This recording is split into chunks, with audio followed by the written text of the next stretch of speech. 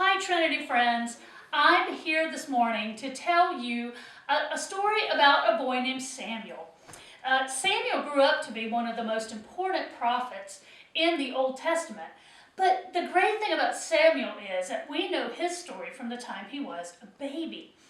See, Samuel's mother was a woman named Hannah, and if you're thinking you know this name, it's because we talked about her during Christmas time. She prayed to have a baby, and she said to God, if I have a baby boy, I will dedicate that baby to your service. And she did have a baby boy, and his name was Samuel. And when he was just a young boy, he went to the temple to serve the old priest named Eli. And he was raised by Eli in the temple and served God in the temple. So we know all about him and how he grew up. So this is a story about Eli when he was living in the temple with Samuel, and he was just a little bit older, but not grown up by any means. He was still a boy. Samuel lived in the temple with Eli. Eli was old and couldn't see very well. Samuel was Eli's helper. Every day, Samuel lit the lamps in the temple. Every day, Samuel swept the floors. Every day, Samuel prepared the food. Samuel learned a lot about God from Eli. Eli was a very wise person. One night, Samuel was sleeping on his mat. Suddenly, Samuel heard a voice. Samuel, Samuel. Samuel got up and went to Eli's room. Here I am. Did you call me? Samuel asked Eli. Eli woke up. No, he said, I didn't call you. It must have been a dream.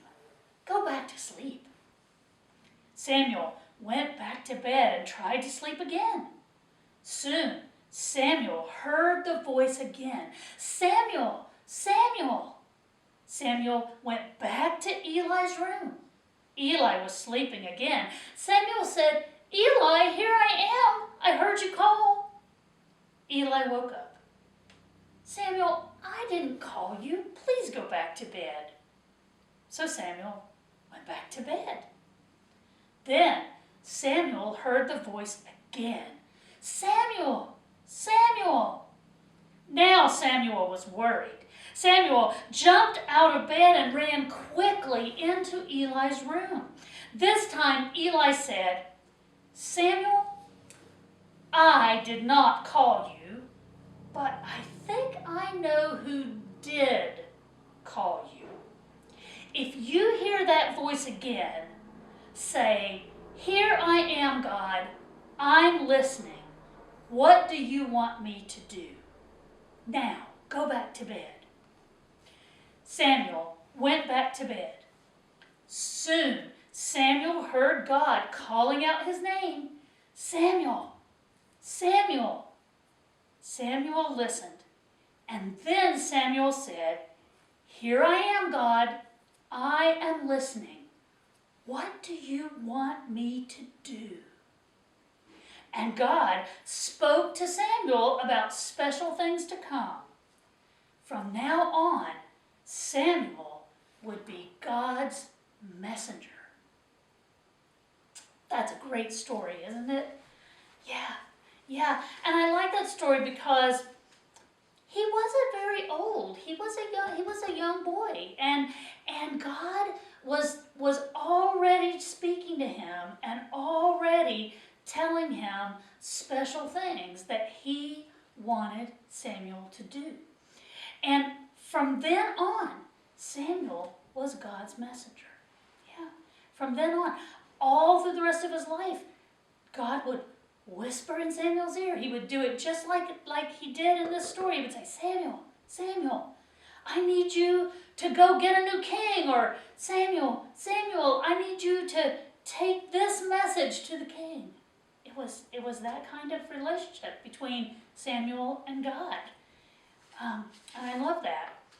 And I brought a story today, and it's a story that helps us with that story. It's called Say Something, and it's by Peter Reynolds. say something.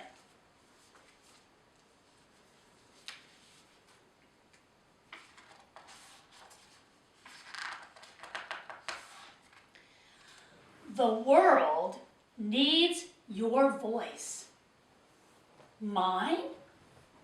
Yes, yours. Go ahead.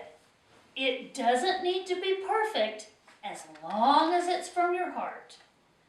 You don't have to be loud. Powerful words can be a whisper. You can say something in so many ways, with words, with action, with creativity.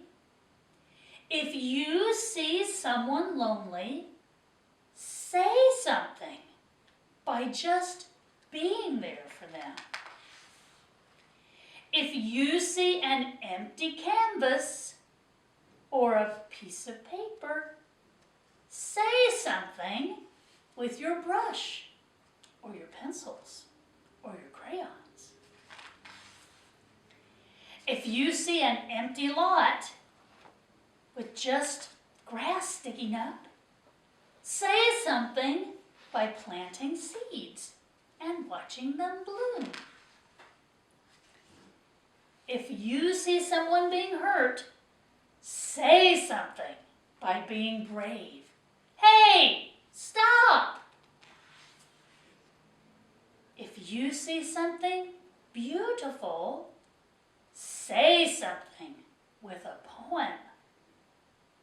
And here's a picture of a little boy. Do you see it, Dragon? Painted meadows splashed with rainbows he's writing. If you have a brilliant idea, say something with confidence. Eureka! If you want to show the world who you are, say something with style. Do you see this girl all dressed up in her fancy clothes? Ta-da, she says. If you are angry, say something to help people understand. And here's a boy saying to another boy, "You made me feel invisible. That really hurt." And the other boy says, "I'm really sorry." If you see an injustice, say something peacefully. And here's a boy holding up a sign that says, "No more hurting people. Peace." Inspire others to do the same. And look, a whole bunch of signs. Yeah, all talking about peace. Sometimes you'll say something and no one will be listening. But keep saying what is in your heart, and you will find someone who listens. Keep saying it, and you may be surprised to find the whole world listening. If you are grateful for being alive, quietly say something to the stars, to the universe. Some people find it easier to say something than others. And look at all these people. Look at all these people say, "I hope, I believe, I wish." Join us. Together we can. I'm ready to change the world. I imagine. They're all saying things. But everyone has something to say.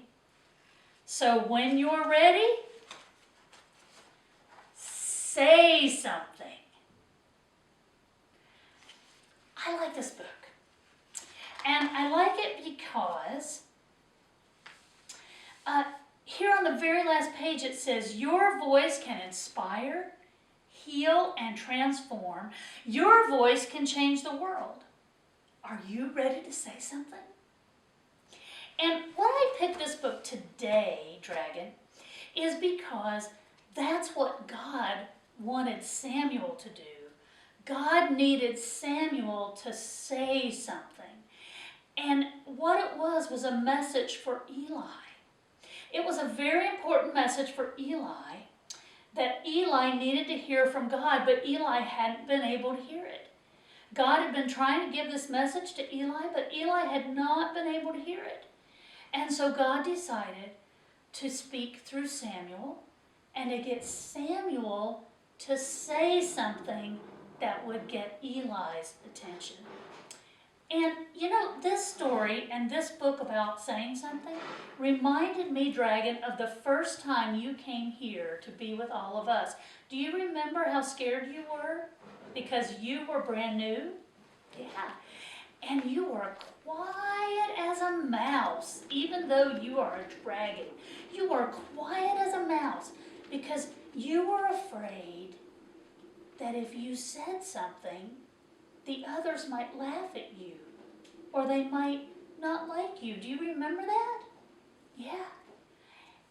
And then they welcomed you, and they told you that you were a part of this group, this family of puppets, and you found your dragon voice, and you said something.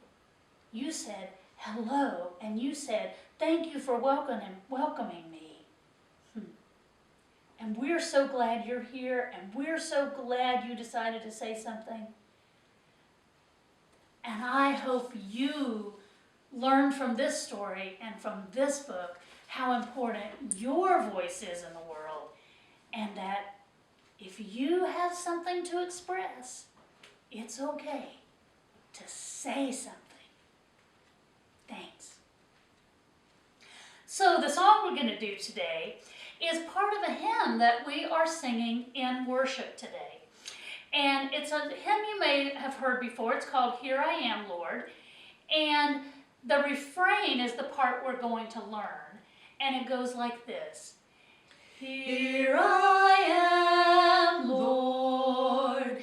Is it I, Lord? I have heard you calling in the night. I will go, Lord, if you lead me. I will hold your people in my heart. We're going to sing that again, but I want you to listen carefully and think about how that song is about that Samuel story. That song comes from that Samuel story about that boy who was hearing God calling to him in the night. And at first he thought it was Eli. 3 times he thought it was Eli. And then Eli caught on and said, it's God calling you. Tell him, here I am, Lord. What do you want?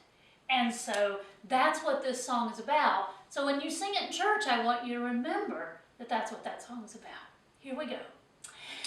Here I am, Lord. Is it I, Lord? I have heard you calling in the night. I will go, Lord, if you lead me. I will hold your people in my heart. Good singing, guys. Good singing, Carol, and thank you for being with us. See you soon.